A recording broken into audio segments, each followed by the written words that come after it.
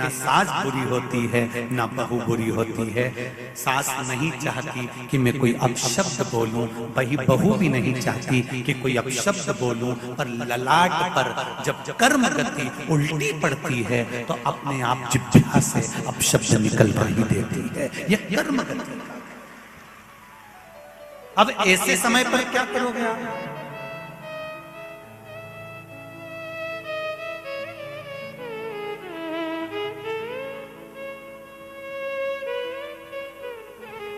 ऐसे समय पर क्या किया जाए? कार्तिक महीने में 2 वस्त्र की महत्वता होती है। ध्यान लगाना जरा, जितनी भी माताएं बेटी हैं, चाहे वो सासू माँ हो चाहे बहुएं हो, बेटियां भी कभी ना कभी बहू बनेंगी और आप भी कभी ना कभी सास बनेंगे। स्मरण, कार्तिक महीने में 2 वस्त्र का विधान है, एक पीले कलर का वस्त्र और एक लाल कलर का वस्त्र। एक पीला वस्त्र है, एक लाल वस्त्र।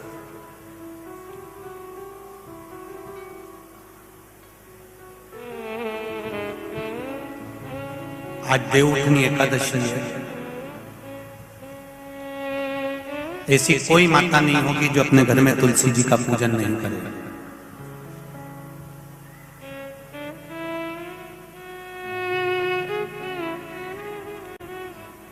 घर की मां यदि आज देवउठनी एकादशी के दिन लाल वस्त्र, बैकुंठ, वैसे तो पचवीगन का महत्व बताया गया है स्कंद पुराण में, जो 5 दिन पीछे के होते हैं। आंवला नवमी से जो क्रम पचवीगन का चालू होता है पूर्णिमा तक, बैकुंठ चतुर्दशी के क्रम तक, उसका जो महत्व, इन 5 दिनों की महत्वता वैसे स्कंद पुराण में कही गई है, पर आप समझें उसको। लाल वस्त्र अगर कार्तिक महीने में तुलसा महारानी पर ओढ़ाया जाता है और वही वस्त्र बाद में रख लिया जाता है संभाल कर, तो उस घर में किसी कर्म गति के कारण भी अगर अपशब्द निकल रहे होते हैं तो वो अपशब्द वो वस्त्र रोक लेता है। वो वस्त्र रोकता है। कौन सा वस्त्र? लाल वस्त्र, पीला वस्त्र। इन 5 दिन में अगर तुलसा महारानी को चढ़ाया जाता है और उसको रखा जाता है तो जिस नारी के गर्भ से संतान नहीं भी हो रही होती है, उसके कक्ष में अगर वो वस्त्र कुछ दिन तक रखा रहता है तो ये निश्चित आती है कि गर्भ ठहरता जरूर है। ये पीले वस्त्र की और लाल वस्त्र की महत्वता कार्तिक महीने में। अब कई माताएं कहती हैं कि हमारे पास में लाल वस्त्र नहीं है, हमारे पास में इतना नहीं है, तो लाल कलर का लच्छा भी तो आता है, नाड़ा। बोलो आता है कि नहीं आता? लाल तुम्हारे घर में सिलाई करने का लाल कलर का धागा तो होगा, होगा ना कि नहीं होगा? लाल कलर का लच्छा तो होगा, नहीं होगा सफेद कलर का धागा तो होगा, उसको कंकु में लाल कर। पर उस वस्त्र की महत्वता को हम समझें। एक कथा आती है बड़ी सुंदर। एक बार माँ जगत जननी जगदम्बा अम्बा माँ पार्वती जी कैलाश पर बैठी थी। भोगड़दानी नहीं थे उस समय पर, भगवान शिव भोगड़दानी उस समय पर वहां नहीं थे। माँ जगत जननी बैठी हुई थी। एक बूढ़ा ब्राह्मण, साधारण सी जिंदगी जीने वाला, बिल्कुल सहजता का जीवन जीने वाला, अपने काम में चलते चलते चलते चलते जा रहा। रोज उसका नियम था भगवान की भक्ति करना, स्मरण करना, जप करना, पाठ करना। शाम का समय था, देख नहीं पाया, ध्यान गया नहीं और मालूम पड़े कि उसके चरण एक खड्डे में गिर गए और खड्डे में पड़ने से उसका पांव टूट गया, शरीर में चोट लग गई।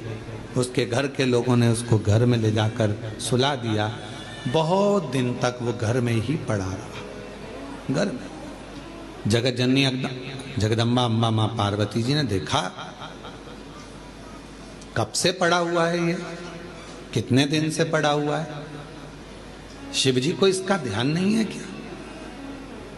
कई लोग कहते हैं कि भगवान सुनता नहीं है क्या? कई लोग कहते हैं भगवान क्या देखता नहीं है क्या? हम इतना भजन करते हैं और हमारे एक रिश्तेदार हैं, वो हमको तकलीफ देते रहते हैं और इतना फूल रहा फल रहा, हमारे पड़ोसी इतने फल रहे फूल रहे जो भगवान के मंदिर तक नहीं जाते और लोगों को परेशान करके रखा है, उसके बाद भी उसके यहाँ भगवान इतना दिए जा रहा है। क्या भगवान नहीं है क्या? क्या भगवान की आंखें नहीं है क्या? लोग कहते हैं। हम इतना तपस्या करें, भजन करें, कीर्तन करें और दुख भी हमें ही आ रहा है, और वो इतना कष्ट देने के बाद दुनिया के लोगों को चूसे जा रहा है, धन लिए जा रहा है, लिए जा रहा है, लिए जा रहा है, लोगों को कष्ट दिए जा रहा है और उसके बाद भी फल फूल रहा है। क्या भगवान नहीं है क्या? है। तो फिर जो इतना दुनिया को कष्ट दे रहा है वो इतना फल फूल क्यों रहा है? उसका कारण आज का नहीं है, पूर्व का है। कोई पिछले जन्म का उसने अच्छा कर्म करा होगा तो आज उसको भगवान ने इतना गाड़ी बंगला सत्ता वैभव जायदाद सब दी, सब पूर्व का करा होगा, आज भोग रहा है। और आज आने के बाद अगर वो बेकार कर्म कर रहा है तो एक जन्म नहीं, ना जाने कितने जन्म भोगेगा। और तू आज अच्छा कर रहा है, दुख मत मना।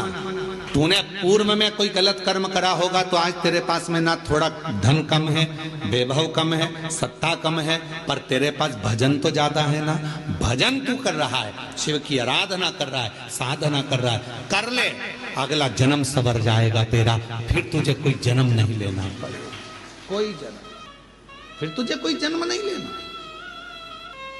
पार्वती जी की आंखों में जल भर गया कि कितना साधारण ब्राह्मण है और इतना इतना तप करने वाला, इतना साधना करने वाला, पूजन करने वाला, पांव टूट गया, शरीर टूट गया और पड़ा हुआ है। शिव जी का ध्यान नहीं है क्या? थोड़ी देर बाद भगवान शंकर आ गए, पार्वती जी उनसे रूठ कर बैठ गए। क्यों? क्योंकि भक्तों की दशा नहीं देखी गई, भक्तों की दशा नहीं देखी गई, माता से रूठ कर बैठ गए। शिव जी ने पार्वती जी से कहा, क्या बात है जगत जननी, तुम आज रूठी हुई सी दिखती हो? प्रभु आप इतने बड़े दयालु है, भगवान ने आपको 3-3 नेत्र दिए हैं, उसके बाद एक ब्राह्मण भक्त की दशा नहीं देखी जा रही तुमसे? जो रोज मंदिर जाता था, रोज भजन करता था, उसके पांव में चोट लग गई, कमर टूट गई, पांव टूट गया, वो पड़ा हुआ है पलंग पर, उसकी दशा नहीं देखी जा रही तुमसे? उसके पांव सही नहीं कर सकते, उसकी कमर सही नहीं कर सकते? शिव जी ने कहा, पार्वती कमर और पांव तो मैं एक बेलपत्र दूं उसको और खाएगा और वो ठीक हो जाएगा, पर मैं चाहता हूं कि थोड़ा समय वो पलंग पर पड़ा रहे, थोड़ा समय वो पलंग पर रहे, पलंग पर पड़ा रहे। हाँ, वो तुम्हारे को भज रहा है, तुम्हें जप रहा है, तुम्हारी आराधना कर रहा है और तुम कह रहे हो उसको पलंग पे पड़े रहने दो। हाँ पार्वती जी, उसको पड़े रहने दो। पार्वती जी नहीं मानी और पार्वती जी ने जाकर एक बूढ़ी का रूप रखकर उसको, पार्वती जी ने थोड़ा सा जल पिलाकर उसको पूरा स्वस्थ कर दिया। जैसे ही वो स्वस्थ हुआ, 4 दिन निकले, वो 4 दिन बाद निकल कर जा रहा था, वन से एक सिंह आ गया और शेर आकर उसको खा गया और उसका जीवन समाप्त हो गया। पार्वती जी ने कहा, जिसको मैंने ठीक करा था वो तो मर गया, मर गया, सिंह ने खा लिया, प्राण छूट गए उसके, वो मर गया। शिव जी के पास गई पार्वती जी, वो मर गया प्रभु, जिसको मैंने ठीक करा था उसके प्राण छूट गए। शंकर भगवान कहने लगे, पार्वती तुम जान नहीं पाई मुझे, हे जगत जननी, मैं काल अधिपति महाकाल हूं, मैंने उसकी मौत को देख लिया था, इसलिए तुझसे कहा था कि इसको पलंग पर पड़े रहने दे। ये पड़ा रहता, इसकी मौत टल जाती और ये ठीक होकर फिर अपने काम में लग जाता, पर तूने चलने नहीं। आप में से कई लोग हैं ऐसे जो भगवान को दोष देते हैं, कई लोग कथा श्रवण करने वाले भी ऐसे हैं जो परमात्मा को दोष देते हैं। हम इतना पूजन पाठ करते हैं तो दुखी हैं, हम जल चढ़ा रहे हैं तो दुखी हैं, हम मंदिर जा रहे हैं तो दुखी हैं, वो व्यक्ति इतना फल फूल रहा है, वो ऐसा कर रहा है, हम दुखी हैं। हम ना परमात्मा को धन्यवाद देना कि मैं तेरी निगाह में हूं, धन्यवाद दो।